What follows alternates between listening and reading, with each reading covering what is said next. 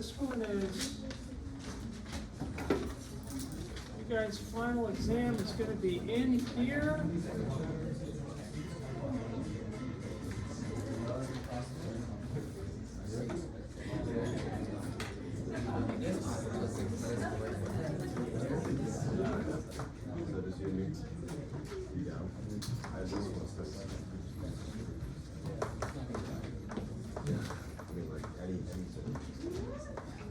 Okay, that's going to be it. Bring in any calculator you want.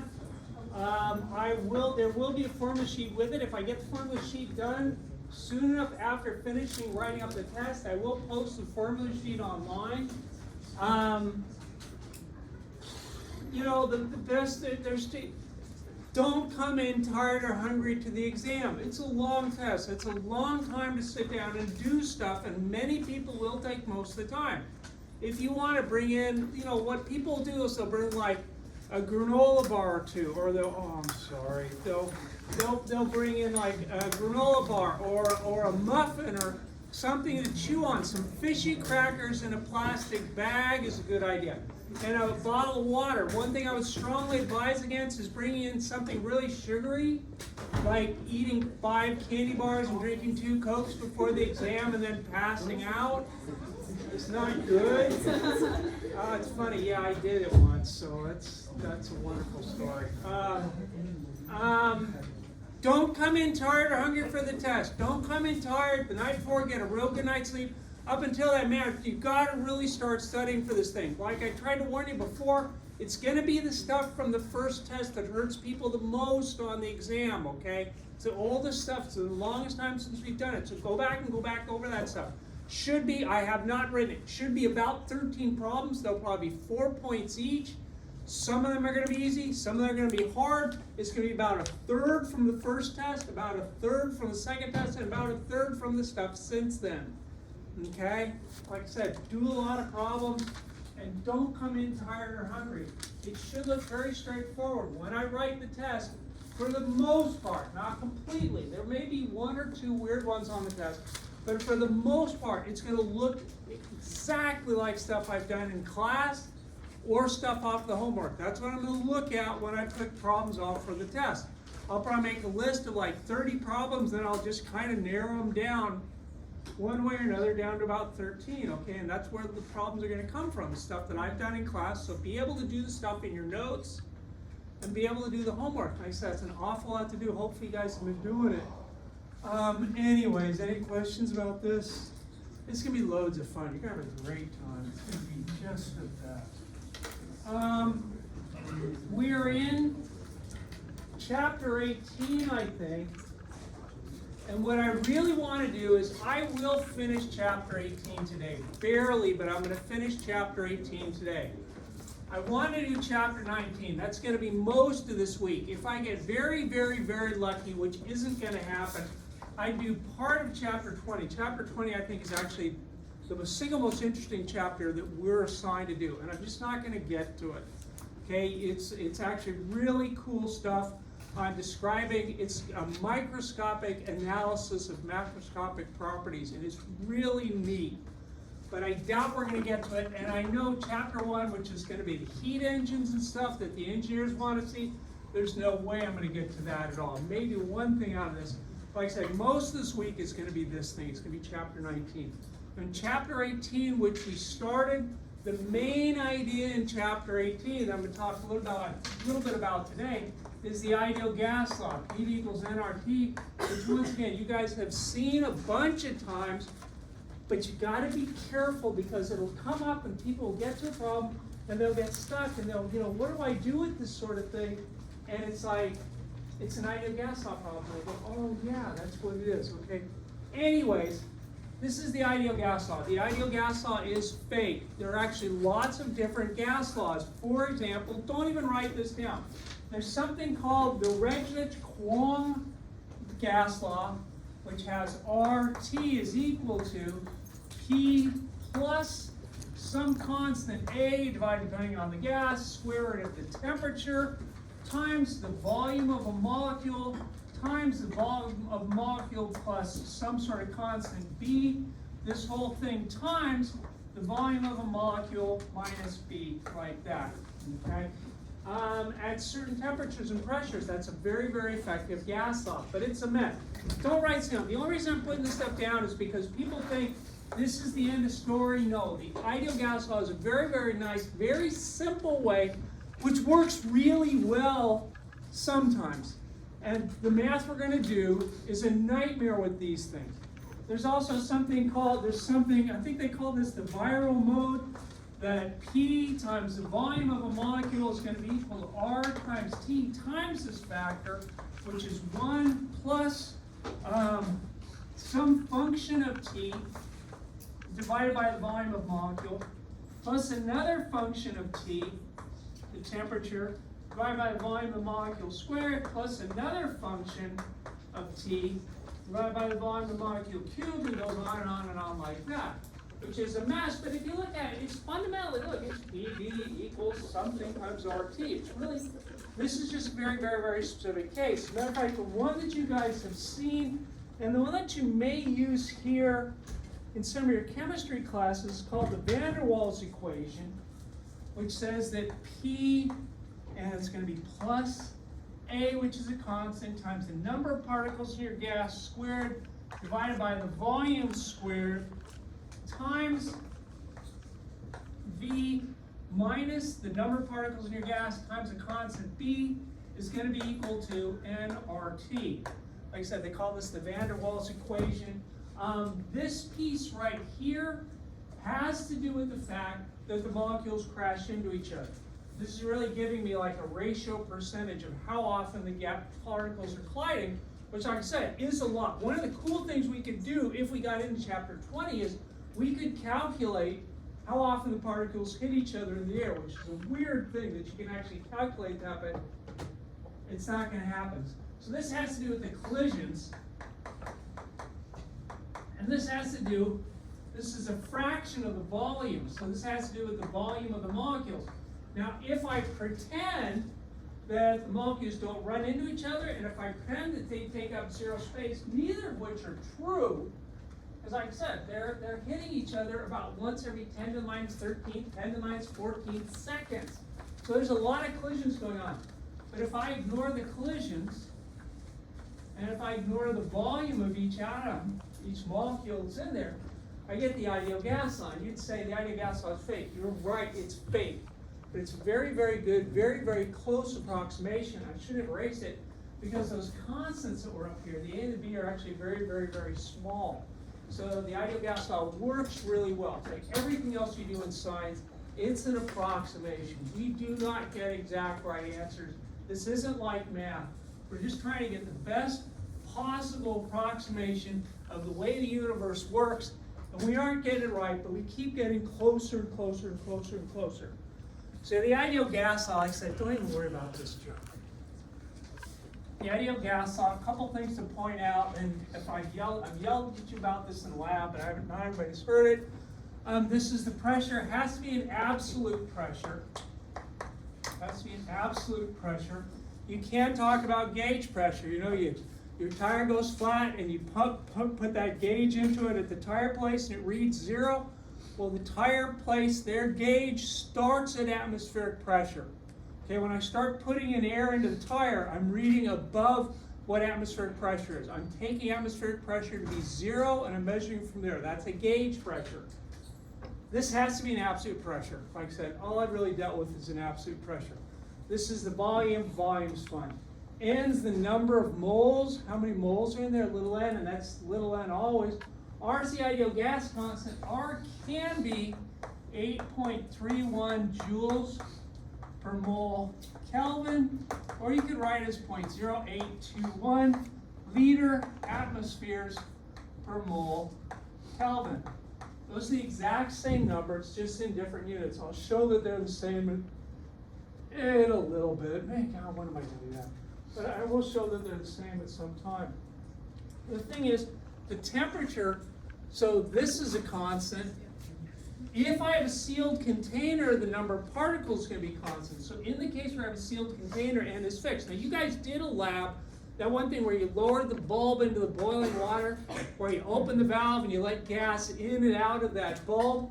where you're actually changing N. Most of the time when you're doing a gas process, you're keeping N fixed. And that sounds really phony, because when you talk about things like a car engine, you guys know that it vents, and you have exhaust, and you pump gas into it and stuff like that, and you push air into it. The thing is that there are parts of those process where you do keep the number of particles constant. So I can use this sometimes. Like I said, I'm just going to simplify it. I'm going to say that, yeah, in any sort of sealed gas, number of particles stays the same. R is that ideal gas constant. T has got to be in temperature. So T is in Kelvin. It's got to be an absolute temperature. Don't do it in centigrade. I won't give you that problem, but in the homework, it's going to drive people insane. If I do have a sealed container, the number of particles has got to be the same. Doesn't change. And since R is a constant, I can take PV equals nRT. I can divide the T out, and I can say that P times V over T is equal to N times R, but that's just a constant. That's a constant. That means these can change, but the eventual total result has to stay the same thing, because this product has to come out to be some sort of constant. So I can say P1 V1 over T1 has got to be equal to P2 V2 over T2, which I said, if you have a sealed container, that's a real nice way to deal with an ideal gas. And we're going to pretend everything's an ideal gas. For example, say I've got 7 liters of an ideal gas. At, let's say, 350 Kelvin. And I'm going to say, let me say the pressure is going to be 2,000 pascals. Okay, the volume. The volume changes to, let's say, 20 liters, and the pressure P2 goes to, let's say, 3,000 pascals. What's the final temperature going to be? Real simple problem. The next one's basically the same thing. Once again, the thing with the ideal gas law is what will happen is people get to point out problems and go, I'm stuck. And it's like, it's just not, oh yeah, it's an ideal gas, and I can use this idea.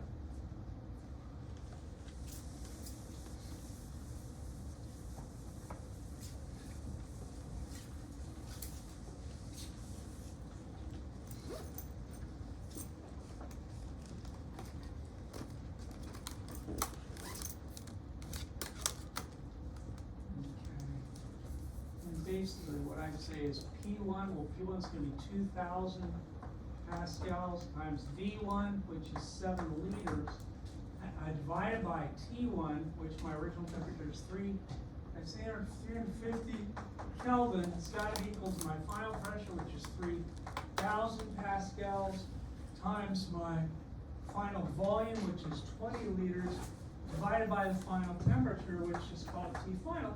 And you can solve for the final temperature of that thing. I'm going to get the final temperature, T final is going to be 3,000 pascals times 20 liters divided by 2,000 pascals times 7 liters times 350 Kelvin. And all I did was I moved the T up here and just solve for the T. If you look at the units, the pascals cancel out really nicely, the liters cancel out, and I will just get Kelvin. This types out to something. On the test, make sure you show your work, because people screw up. I'm not going to get this right. This is going to be 300 times 20 times 350 divided by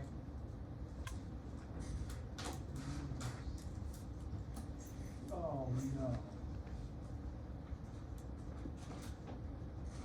I'm sure I typed it out wrong, because I'm getting 1,500 Kelvin. Is that right? Is that it? Whatever. It's whatever that types out to be. It's something. Just got to be careful with typing. Next problem is really the same thing. I'm just going to do it in terms of fractions. And do be careful when you see this. I gotta write two tests. It's gonna basically, the test is gonna go roughly. Easy, medium, medium, hard. Easy, medium, medium, hard. And this sort of problem I would consider to be maybe one of the easier types of problems. So you'll see something like this. And this is the same problem as what I just did. I'm gonna say I got a sealed container, which I should have said before. Sealed container, so N stays the same. An ideal gas. I'm going to say the volume goes from volume. Let's say the volume triples over the course of the project, while the temperature drops by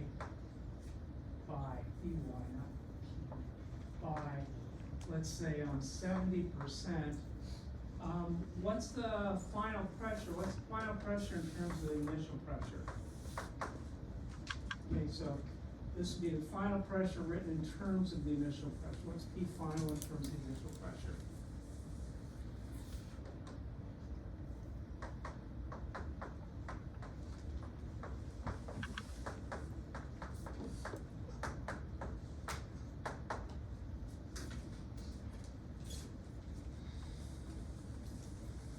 So people do very well on the ideal gas when they recognize these ideal gas. That's the only difficulty. They'll get problems and go, oh, what's going on?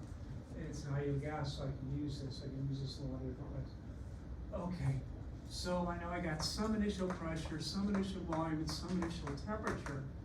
I'd say, okay, the volume triples, so my final volume is going to be 3 times V1, right? If it triples. And the temperature drops by 70%. God, not 70 degrees. I'm so sorry. It should have been 70%. 70 degrees, there's anything you can do with it. Temperature drops by 70%. So if it drops by 70%, what part do I have to have left? If I lost 70%, I've got to have 30% of the temperature. And you say 30% of the temperature, 30% is the decimals, 0.3. So this would be 0.3 times T1, right? Okay? And I got this pressure P2, and I want to solve for P2. If I look at the variables, V1 cancels out with V1, T1 cancels out with T1, be careful, and I cancel this out, there's a 1 left there. That tends to freak people out having nothing downstairs, but if you cancel something out, there's always an implied 1 left there. I can solve this for P2. I get P2 is going to be 0.3 times P1 divided by 3. Wow, so it's just 1/10. 0.1 times P1 equals P2? Is that what it turned out to be? Is that weird? Okay. Did I do that right? Somebody, okay, great. Thank you.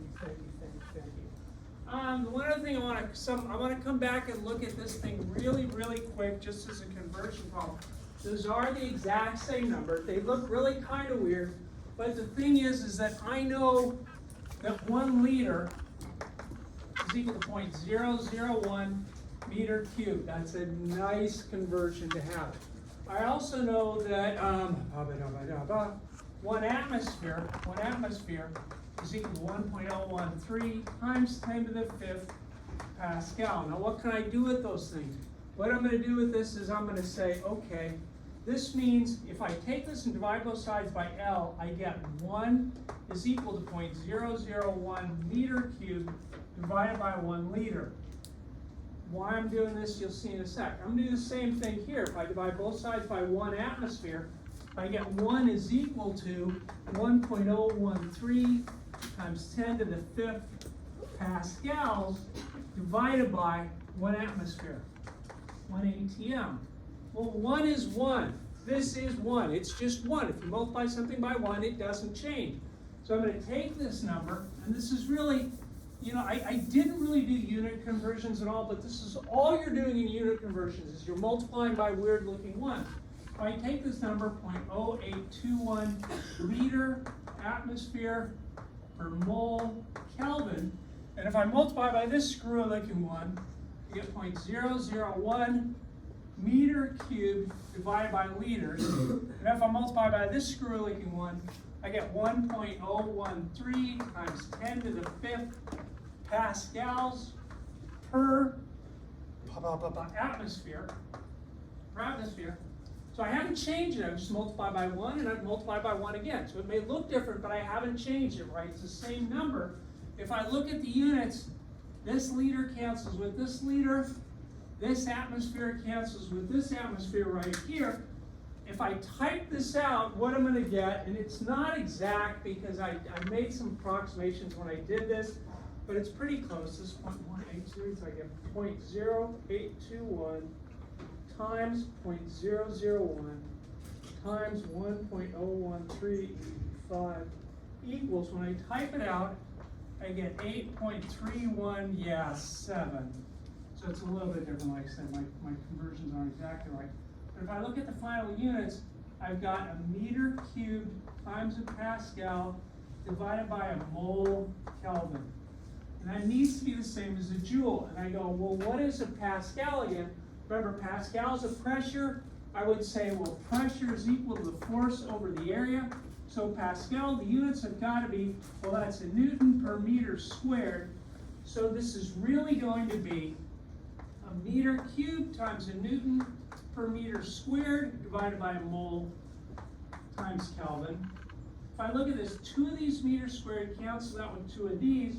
A Newton times a meter is a joule. Yeah, this turns out to be a joule per mole Kelvin, okay, which is exactly what the units I thought it was supposed to be. Like I said, it's a little bit different than the number we usually use because my conversions weren't the exact right numbers.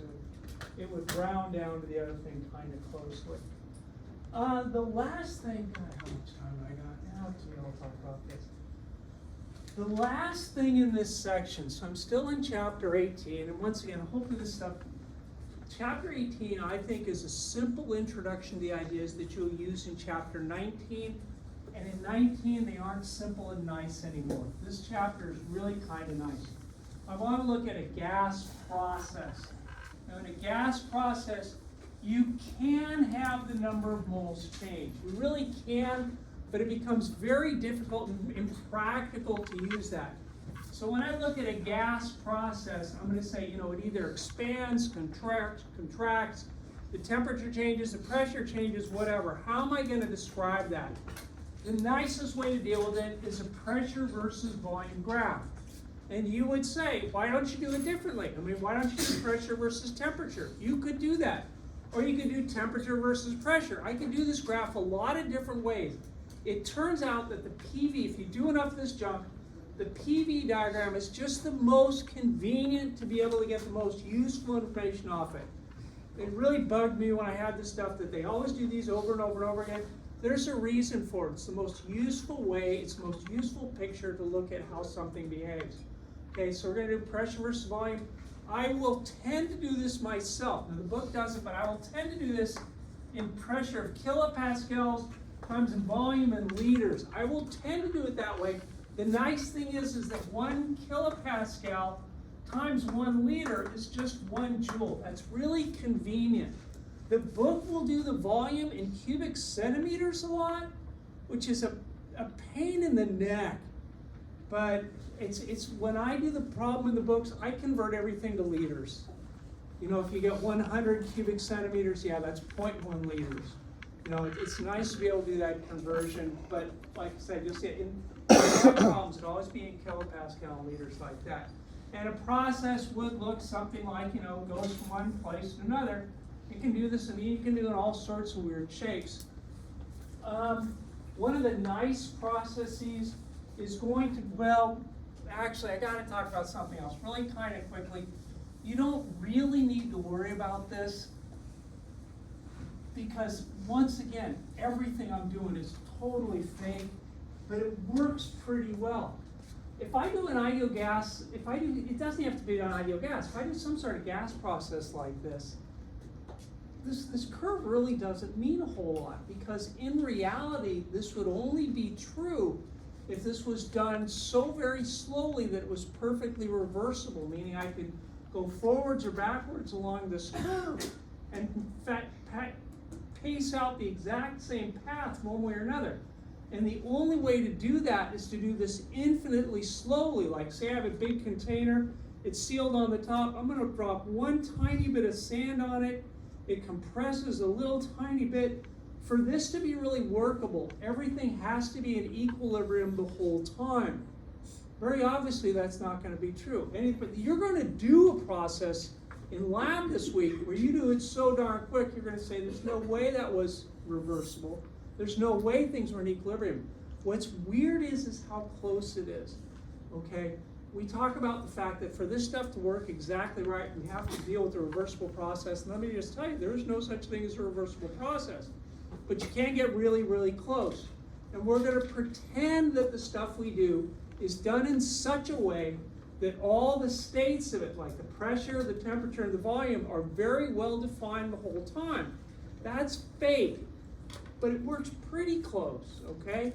When you squish something, the pressure isn't the same all the way through the container. The pressure will probably be greater at the point you're squishing it for some short instant of time than it is back over here.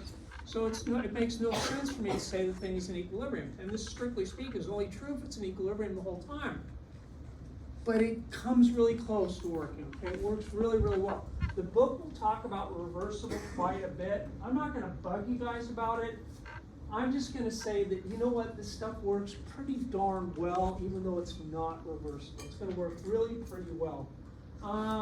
But there's different types of processes. So like I said, I'm just kind of waving my hands at all this stuff and saying, you know, it's awful. One nice type of process is a constant volume process. Constant volume process would look like a straight up and down line. Constant volume process may look something like this. See how the volume stayed constant that whole time and I went from A to B. A constant volume, there's actually a word for it that I can never ever remember. It's an isochoric process. I won't expect you to remember that.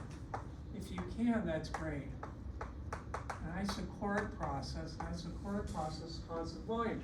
The nice thing that we are going to see, and it could be going this way or it could be going backwards, whatever, straight up and down line is a constant volume process. We will talk about the work, and the work done in isochoric process is zero. That's really weird because you're saying the gas is changing a lot, but the work done is going to be zero, okay? And where the work's going to come in important is when we start talking about the first law of thermodynamics, which is probably one of the things I'll start really yelling about at the very end of today, and then I'll have to leave. We can also do a constant pressure process. Constant pressure process, and I think they call it isobaric. Isobaric process. Constant pressure process, well, if the pressure's on this side and the volume's here, a constant pressure process might look something like this. I go from some point in 1 to 2 like that. I mean constant pressure process. And you would say, man, it's silly to have, you know, it's not, in a normal process, it's not going to be straight lines. What's weird is sometimes it is. You're actually going to see in the lab you do this week, you're going to have 2 straight lines in the process, which is really, really weird. But it does work out sometimes. And it is possible to do something at a constant pressure.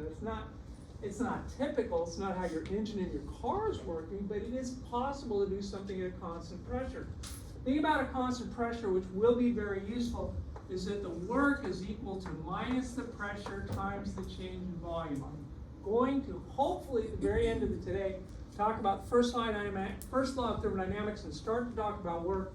But a constant pressure process is nice because it's very easy to calculate the amount of work done. Normally, calculating the work's a headache, and as bad as it is, it's still going to be the easiest thing to figure out. You can get a constant temperature or an isothermal, and once again, this looks really weird. It's easy to make an isothermal process. All you do is you take the whole thing and you sink it down in an ice bath. It stays at 0 degrees centigrade. That's constant temperature. So constant temperature process is pretty practical. So I got a constant temperature, isothermal,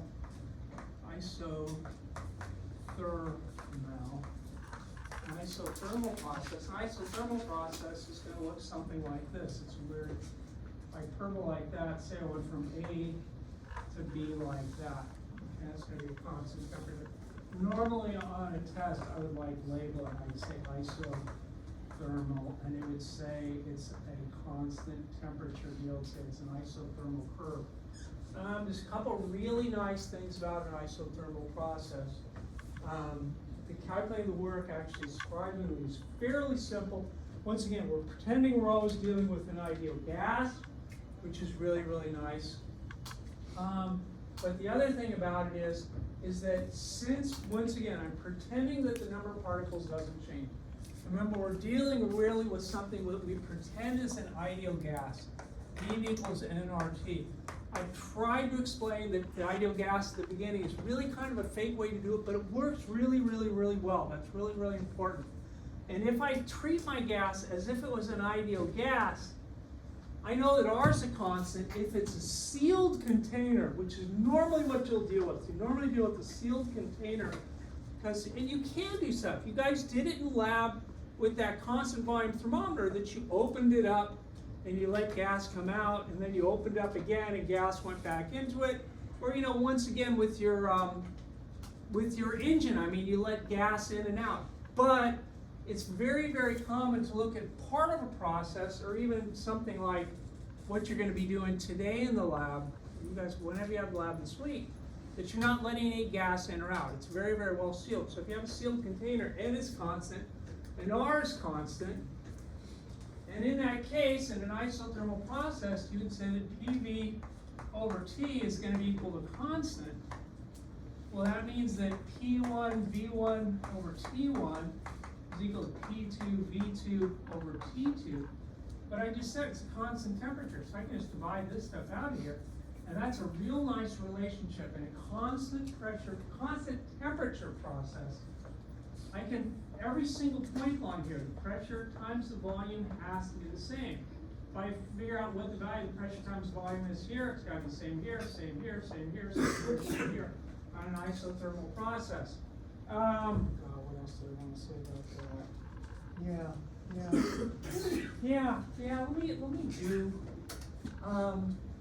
Let me mention one other. This one is the one that the math gets really kind of fun. An adiabatic process,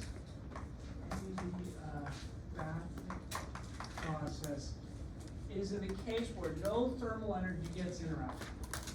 No thermal energy gets in or out.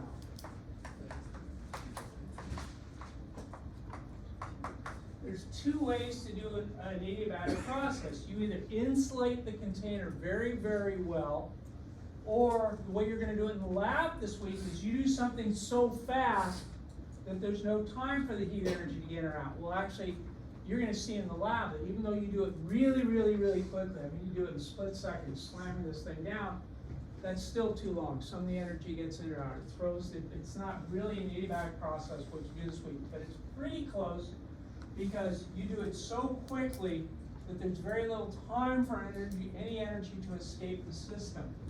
An adiabatic process is going to look, on my PV graph, it's going to look very similar to an isothermal, but it'll be steeper. It'll actually be a steeper value like that. Adiabatic, the nice way, the mathematical way to think of adiabatic is that Q is equal to 0. Q is going to be the thermal heat energy that gets in or out of a system. That's going to be part of the first law of thermodynamics, okay? I will come back and do this. I'm going to hold off on the adiabatic process for a little bit, because it only becomes nice to deal with when you start dealing with gases and moles, and I'll talk about that. I'll do that. I want to do one isothermal problem, because it's a real good chance you get an isothermal problem. Say I got, once again, an ideal gas. That's important. It is an ideal gas. And I should say sealed ideal gas, so nothing gets in or out. N stays constant. Sealed ideal gas. And I'm going to say I have some sort of an expansion from here to here. I go from, let's call this point A to B like this, and I'm going to say this is an isothermal curve. It's an isothermal curve. I'm going to say there's going to be, let's say 0.04 moles inside there, which once again is fixed, right? Because I got it sealed and I'm not letting any gas in or out.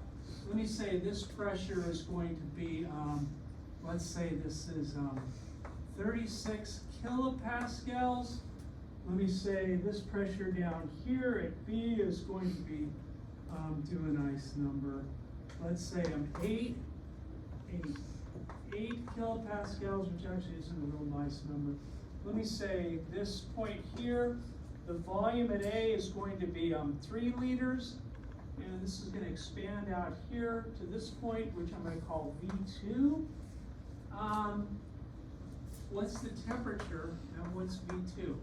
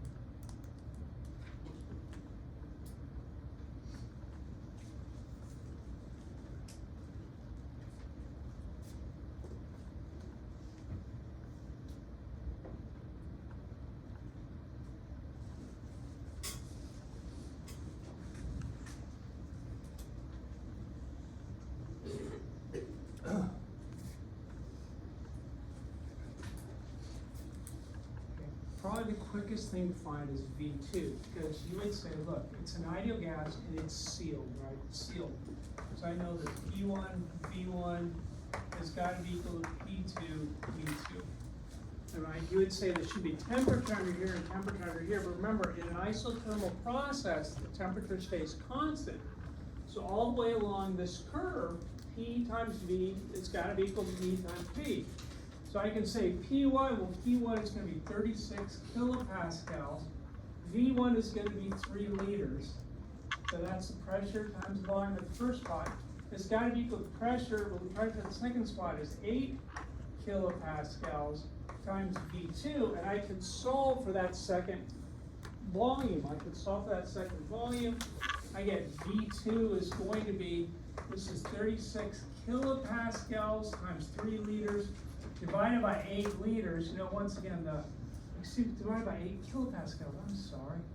8 kilopascals, if you look at the units, the kilopascals cancel out. I am left with liters, and this is like 36 divided by 8 times 3 equals, I get the final volume is going to be like 13.5 liters. So I got the volume down here. This is going to be 13.5 liters. Okay, so I got that volume. And remember, the pressure times the volume anywhere along there is going to be the same as this, always. The values have to be the same, okay? So I got the volume. That's usually the easier thing to do. I want to get the temperature.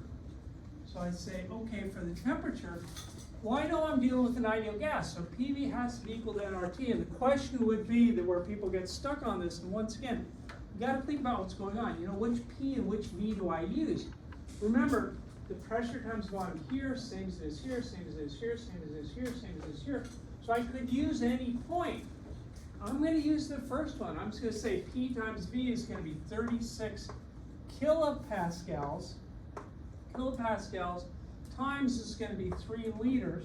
That's got to be equal to the number of moles, and I said the number of moles was going to be 0.04 moles times the ideal gas constant, which is 8.31 joules per mole Kelvin. If you wanted to use the 0.0821, that's fine, but you just got to do a couple other conversions. It's almost always easier to use this one. Times the temperature T, and so I can solve for T. I get 36 kilopascals times 3 liters divided by 0.04 moles times 8.31 joules per mole Kelvin. Okay. The one nice thing is the moles cancel out really quickly. The moles cancel out really quickly, and you're going to get some sort of number. I'm not really worried about that. I want to look at the units. because on top I have a Pascal times a liter, and, well, Pascal times a liter, that's really nice. What is a kilopascal times a liter? It's a joule, okay? That's really, really nice. I can look at this, and I can say on top, I've got units of joules. It's divided by joules per Kelvin. Joules per Kelvin. If I divide by a fraction, I invert and multiply, so this is joules times kelvins per joule, and I do get kelvins. I knew the units were going to come out in terms of kelvins, so I do this multiplication, I get like 36 times 3 divided by 0.2, 4 divided by 8.31. I got the temperature. I get the temperature in this case. The temperature would be like 325 Kelvin. It's actually kind of a reasonable temperature. That's weird. Anyways, the thing to be careful of, the nice thing about using kilopascal liters, kilopascal times a liter is going to be a joule. Then the real danger is people they go kilopascals, they start changing this into 1,000. They forget that this is 1,000th, right? Because kilo means 1,000 times. The liter is 1,000th of a meter cubed, okay? So watch out for that. Anyways, that's really all I wanted to do in chapter 18. Chapter 19, which like I said, chapter 19 is going to be most of the rest of the week. If I get into 20 at all, it'll be a miracle. But chapter 19 is fun, because I do want to do adiabatic processes, but I got to do some simpler things first. Chapter 19 starts off talking about energy, and it's simple, one of the most important ideas of all of science is that energy is conserved. Energy is conserved always. Conserved always. There's actually some weird things going on right now in astrophysics where they're studying the speeds of other galaxies, and it's kind of like, there's weird things. Things are weird. But we think right now that energy is always, always, always conserved. If you look at the beginning of the system, at the end of the system, you would say the energy at the beginning has got to be equal to the energy at the end.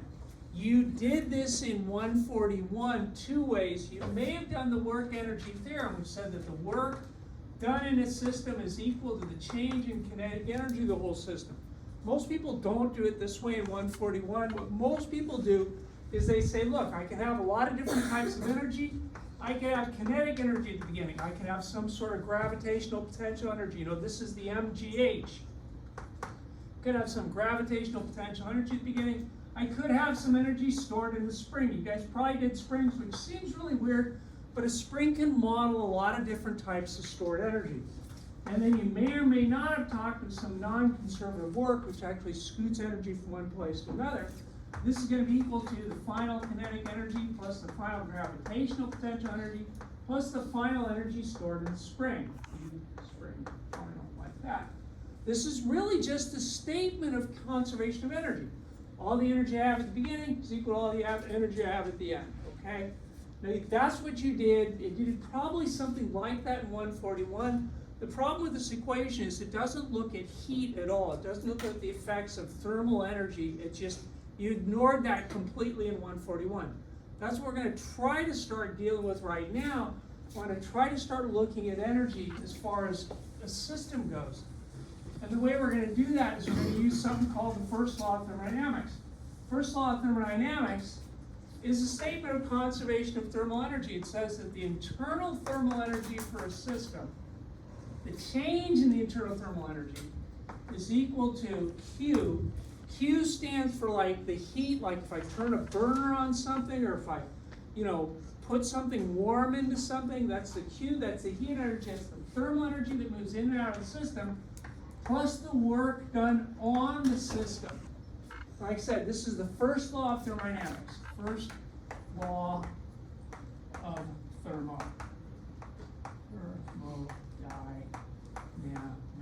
You cannot prove it at all. It seems to work. It makes sense that it works because it's a statement of conservation of energy, and we really think that energy is going to be conserved. Once again, things are actually kind of weird. We don't use the term law anymore. because so many times we found things in the past that we really thought with the best measurements in the past were exactly right. We found out that there are little problems. There's actually very interesting little problems with this quantum mechanically where things, but I'm going to pretend it's true all the time. Okay, I'm going to pretend this thing is always true all the time. Like I said, it's really just a statement that energy is conserved. In the long run, it actually works. Like I said, the world's a weird place.